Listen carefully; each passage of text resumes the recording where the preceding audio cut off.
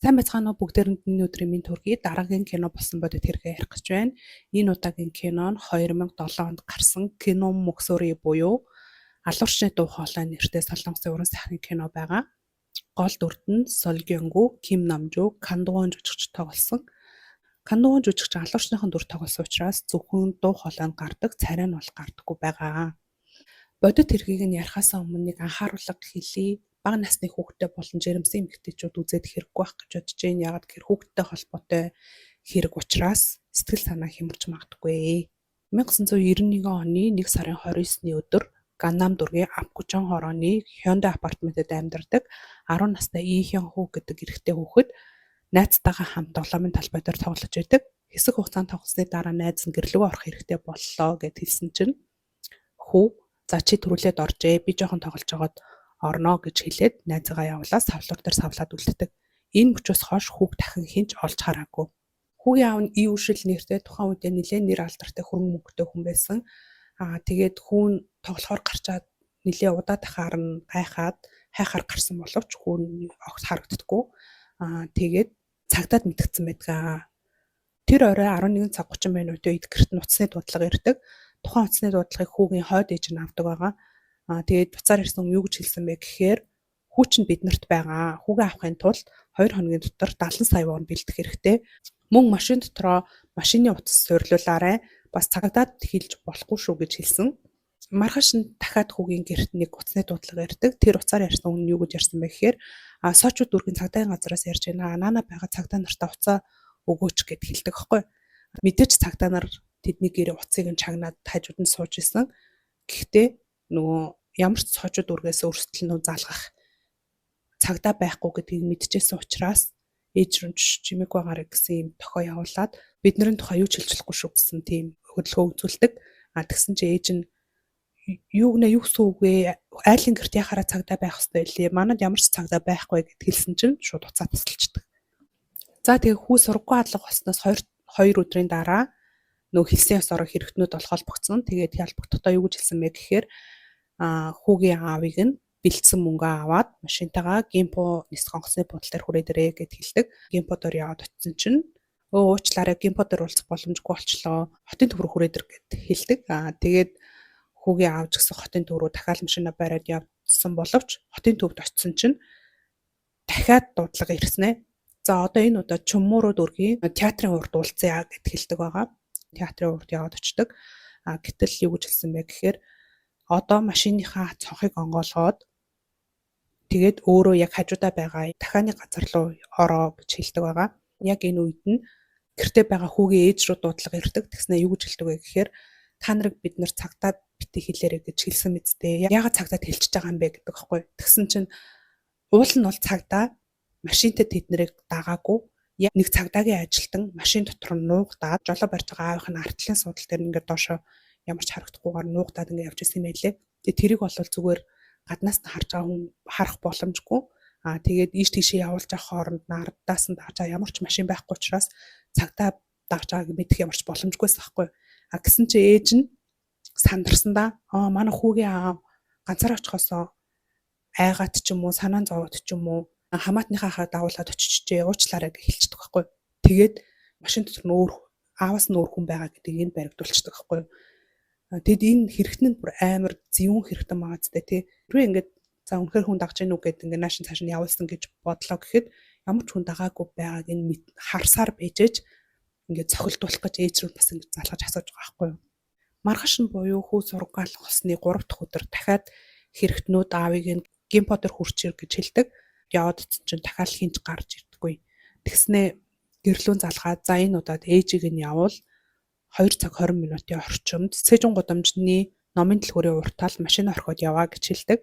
Тэгээд ээж нь машинтайгаа явж жоод яг хэлсэн ёсоор машинаа орхичоод ойролцоох нэг юм зарлалын самбарын арт ингээд нугдаад машин руу ингээд хараад зогсчиход байгаа байхгүй. Өргөн тойрныг ингээд анзаараа харсан чинь ойролцоох нэг метроны буудлынхаа тэндээс нэг 20-30 орчим насны нэг эрэгтэй яг машин руу ингээд харцсан зогсчихдог. Тэгээд угаасаа тэр машин дотор ямар нэгэн байдлаар мөнгө байгаа ч юм уу те энэ ингээд солилцохоор ирэх чаа гэдэг мдээгүй хүн бол тэгж яг машиныг нь онлоод ингэж харахгүй шүү дээ тий. Тэнгүүд ээж нь шууд сэжиг авангуудаа цагдаа нар руу залгаад яг метроны буудлын ойролцооныг эрэхтэй машин руу ажиглаа зогсоод байна шүү гэд хэлдэг. Гэтэл цагдаа нар за хэрвээ хэрэгтэн мөн бол ямар нэгэн үйлдэл хийх ёстой, хамаагүй хөдөлж ээж жинхэнэ хэрэгтнийг үргээчих магадгүй гэж бодоод байж байсан чинь нөгөө залуу нь алга болчтой. Сургууль болсноос 7 дахь хоногоос эхлээд хэрэгтнүүд гэр бүлийнхэнтэй уцаар ярихаа болчдөг. За тэгээд энэ өдрөөс эхлээд мессежээр харьцна гэж хэлдэг. Мессежэндээ юу гэж бичдэг вэ гэхээр тэнд энд очоо гэж хэлнэ. Тэгээд очисон газарт чинь дараагийн зааварчилгааг өгсөн юм хуудас цаас байх болно гэж хэлдэг байхгүй. За тэгээд хүүгийн аавыг нэг газар руу дууддаг. Тэнцэн яваад очисон чинь нэг хуудас цаас байдаг. Тэр цаасан дээрээ хоёр хүний ингээд дансны дугаар бичсэн. Энэ хоёр данс руу 2020 сая вон шилжүүл гэд бичсэн байдаг. Тэгээд тэр цаасан дээр нь ингээд шинжилгээ хийгээд үтсэн боловч ямар ч хурууны хээ байдаггүй. Ингээд сонсонгууд хүний дансны дугаар байна гэдэг бол тэр хүнийг байрахад амар амархан юм шиг санагдчихаа штэ тий. Гэхдээ тэр үе бол 1991 он байсан. Монгол улс ийм байсан үе. Солонгос ийм байсан үеага. Тэгэхээр тухайн үед хүний дансны мэдээллээр олох боломж бага л байсан юм байна да. Аав нь энэ хоёр дансны эхнийхэн дансанд нь мөнгө хийсэн, хоёр дахь дансанд нь бол мөнгө хийгээгүй. Энэ хоёр банк нь тухайн үедээ Солонгосын хамгийн их үйлчлүүлэгчтэй банк нар байсан. Гэхдээ одоо үеих шиг CCTV камер байгаагүй. Тийм учраас хэн хинбэ те ямар хүн энэ дансыг нийлгэсэн бэ гэдгийг мэдэх боломжгүй байсан юм шиг үлээ. За тэгээ хүү алга болсноос 15 дахь өдөр хэрэгтнүүд дахин мессеж өчтдөг. Тэрэн дээрээ Сөүлийн их сургуулийн гудамжинд цүнхэн дотор 50 сая вон бэлнээр хийгээд аваад оч тэгээд тэнцээ дахиад нэг бичиг үлдээсэн байгаа. Тэрэн дээр юу хийж бичсэн байгаа гэд хэлдэг байхгүй. Хүүгийн гэр бүлийнхэн мэдээж амар залхаж байгаа штэ бүхэл бүтэн 2-7 хоног өнгөрлөө те. Тэгээд үнэхээр хүү маань амьд байгаа юм бол ядаж хоолойг нь сонсгооч ээ. Бид нар хүүгээ амьд байгаас мэдэх хэрэгтэй байна гэд хэлдэг. Тэгсэн чинь та нар хүүгээ маш их санаж байгаа үсттэй. Энэ удаагийнхыг л хамгийн сүүлийн удаагийнх гэж бодоод ямар нэгэн алдаа гарахгүйгээр сайн хийгээрэй гэд уцаа тасалдаг. За тэгээ аав мөнгийг нь бэлтгэхдээ яаж бэлдсэн бэ гэхээр тэгээд цүнхнийхаа доод хэсэгт нь ингээ хуурамч мөнгнүүд хийгээд дээр нь жинхэнэ ингээ 10,000-ын дэвсгэрүүдийг ингэж хучиж хийгээд цүнхээ аваад явдаг. Сөүлийн сургуулийн гудамжны гүүрэн дээр очисон чинь гүүрэн доорнаа цүнхтэй мөнгөө тавиарэ гэж бичсэн байдаг байхгүй юу. Тэгээд гүүрэн доор цүнхтэй мөнгөө тавьчихгуудаа цагдаа нарт за би тэн мөнгөө тавьсан шүү гэж хэлээд яваад өгдөг. Тэгсэн чинь цагдаа нар амар тэнэг заяа. Яг тэр хэлсэн газрын байршлаас нь 200 м-ийн зайд очиод ингээ ажиллаа сууж байдаг. 4 цагдаа байсан гэж байгаа. Яг аавыг нь явснаас нэг 20-30 минутын орчмын дараа нэг суудлын тэрэг гарч ирснэ. Яг тэр нөгөө цүнхтэй мөнгөө тавьсан хэсгээр нь амар хурдтай өнгөрөөд цонхоор нэг гар гарч ирээ цүнхэн шууд шүүрж аваад яваад өгсөн. Гэтэл нөгөө 200 м цаана байсан цагдаа нар угаасаа гүйжиж барьж авч чадахгүй тодорхой. Тэгээд ч машин амар хурдтай өнгөрч байгаа учраас барьж чадаагүй өнгөрсөн. За ингээд бүх юм дуусна уу гэвэл үгүй. Мэдээж мөнгө авчтаагүй юм чинь эргээд залгсан шөнийн 1 цагийн орчимд тэгснээр заагүй та үнэхээр хүүгээ харах хүсэлгүй байгаа бол тэ бага хуурамч мөнгө хийгээд явуулчихжээ. Гэхдээ цагдаад хэлээгүй ч баярлаа гэж хэлдэг. Үндэ бол цагдаа нь барьж чадаагүй байгаа байхгүй. Бүр гарч ирчих амжаагүй. Нөгөө хэрэгтнүүд нь цагдаа байгааг нь ч олж харахааргүй байдалтай байсан байгаа байхгүй.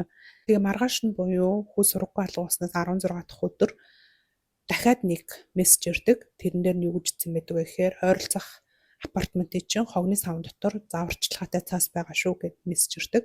Хэлсэн газар нь яваад очисон чинь ямар ч цаас байдаггүй. Тэгээ мэдээж хогны савн чинь цэвэрлэл алга болсон юм лхүү. Энэ дуудлага мессеж бол хүү алга болсноос хойших 46 дахь дуудлага мессеж байсан. Үүнээс хойш хүүгийн гэр бүлтэй ямар ч хүн эргэж холбогдоогүй. Хүүгийн аав хэрэгтний дансанд 20 сая вон шилжүүлсэн шүү дээ. Тэгээд тэр дансыг болохоор цагдаагаас гүйлгээ хийх боломжгүй болгоод зарцаасан байсан. Сургууль алга болсноос 21 дахь хоног дээр хэрэгтэн нөгөө мөнгөө хайж банкн дээр очдог байхгүй. Тэгээд тейлерт хэлээд би энэ данснаас 20 сая вон авах хэрэгтэй байна гэд хэлсэн чинь компьютер дээр нь анхааруулах тохио гарч ирдэг. Гэхдээ тэр үед тейлер энийг хүүхдийн хулгайч байна гэж мэдэх ямар ч боломжгүй байсан. Яагаад гэхээр залим эхлэгч байсан, хуурамч жүгээр башилж данс нээсэн хүн байсан ч яг адилхан анхааруулах тохио гарч ирдэг байсан үе юм байна л да. Хэрвээ ингээл нөө тэр шалтгаан нь ингээд шууд компьютер дээр нь гарч ирдэг байсан бол мэдээж тэр тейлер цагдаа дуудах байсан баг. Одоо бол би тань ингээд энэ наснаас мөнгө гаргаж боломжгүй байна. Та татгшоор манай ахлагтай уулзчихаа. Тэгээд асуудлаа шийдвүлээд мөнгө аваарай гэд хэлдэг байхгүй. Тэнгүүт хэрэгтэн шууд гараа зогтоод алга болчихдог. За энэ өдрөөс хойш хэрэгтэн ямар ч ор мөргүй алга болсон. Тэгээд тухайн банкны ажилтнтай цагдаа нар уулзаад ямар хүн байсан бэ гэдгийг ингээд хэлүүлээд ам зураг гаргасан. Тэрийг ингээд бүх олон нийтийн хэрэгслэр орон даяар цацсан боловч хэрэгтэн баригдаагүй. Хүү сургуу алга болсноос 44 дахь өдөр Сөүл хотын Чамшил дүүргийн нөгөө муусны хоолойд будгийн ажил хийжсэн нэг хүн хүүгийн цогцыг олсон. Хүүгийн цогцыг олоход нүд болон амийг нь скотчсон, хөл гарыг нь хүлсэн. Тэгээ хүлсэн цогц олцсон. Алга болох үедээ өмсөж явсан хувцс нь тэр чигээрээ байсан боловч гутал нь өөрийнх нь гутал биш байсан. Задлан шинжилгээ хийж үзэхэд хүүгийн ходоодноос алга болох болдог өдрөө ийдсэн хоолных нь үлдэгдэл олцсон. Үүнээс нь үндэслээд алга болсныхоо маргааш нь амь насаа алдсан гэдгийг тодорхойлсон байдаг. Тэгээ ингээ хүүгийн аль хэдийн амийг хорооцсон хэрнээ ээж аваас нь ингээд мөнгө нэхэд яваад исэн болж таарж байгаа юм. Ингээд энэ хэрэг хүүхэд барьцаалагдсан хэрэгээс хүн амны хэрэг болж шилжээд мөрдлөг өөр чиглэлээр үргэлжиж эхэлсэн. Мөрдөгчд болон гэмтэргийн судлаачдын ингээд шинжилснээр олвол энэ хэргийг нэг хүн бол яагаад ч үлдээгүй 2 эсвэл 3 хүн үлдсэн гэдэг тийм дүгнэлттэй тийм ээ. Ямар учиртай вэ гэвэл нөгөө хүүхдийн аавыг нь энэ тэнд явж байхад нь ингээ хараа зааварчилгаа өгөөд ээж байгаа нэг хүн байгаа тий. Яг тэр мөчтөнд давхцаад яг ижил цаг хугацаанд ээжтэй нь ярьж байсан нэг хүн байгаа. Мөн давхцаад нөгөө юу мөнгө нь орж ийн үү яаж ийн үү гэдгийг шалгаад байжсэн нэг хүн байгаа гэсэн иймэрхүү дүгнэлтийг бол хийсэн байдаг. 1992 оны 1 сарын 29 хүртэл 1 жилийн хугацаанд энэ хэрэг дээр ажилласан нийт хүний тоо 9784, сэжигтнээр байцаасан хүний тоо 420, дуу хоолойны шинжилгээ хийж тааруулж үзсэн шинжилгээний тоо 740, 1 жилийн хугацаанд орон даяар тараасан нөгөө мэдэгдэх хуудас 280 мянган ширхэг байсан гэдэг тоо баримт байт юм лээ. 2006 оны 1 сарын 29-нд энэ хэргийн хүн хилцэх хугацаа дуусаад хаагцсан байдаг. Энэ хугацаанд гэмт хэрэгтэн баригдаагүй. Энэ кинон дээр нөгөө гэмт хэрэгтний жинхэнэ дуу хоолойг нь оруулаад энэ дуу хоолойг таньж мэдэх хүн байвал холбогдорой гэсэн тийм мэдээллийг бас оруулсан байдаг. Гэхдээ нэмэр болоогүй. Миний бодлоор бол энэ хэрэгт цагдаагийн ажилтан оролцсон эсвэл цагдаа байсан хүн оролцсон байх гэж боддог. Яагаад вэ гэхээр цагдаа нарын ямар үйлдэл хийх боломжтойг айгуу сайн мэдээд тэгээ тэрийг ингээ байн шалгаад яваад байгаа байхгүй. Эсвэл бүр тухайн үедээ цагдаад ажиллаж байсан хүн байж магадгүй гэж би бодоод байгаа. Яагаад тэгэхээр нэг аав нь энд мөнгө тавьсан шүү гэж байршлаа зааж өгсөн чинь шал уур газар очсон зогсоод хүлээжсэн байгаа байхгүй. Магадгүй нөгөө ингээ зарим кинон дэр гардаг штэ тий нөгөө өндөр альбан тушаалтнууд нь ингээ байрлалыг нь буруу муруу ингээ зааж өгвөл буруу газар руу төрөлдүүлээ явуулцдаг. Тиймэрхүү зүйл болсон байж магадгүй гэж. Хэрвээ тийм бол энэ хэрэгтэй холбоотой шийдвэрлэх нотлох баримтуудыг бол аль хэдийн устгасан байх гэж бодож байна. Тэгээд л энэ хэрэг илэрдэг байх. Та нар юу гэж бодож байна? Өнөөдрийн бичлэгийг хүрээд өндөрлөж байна. Дараа уулзтлаа. Баяртай.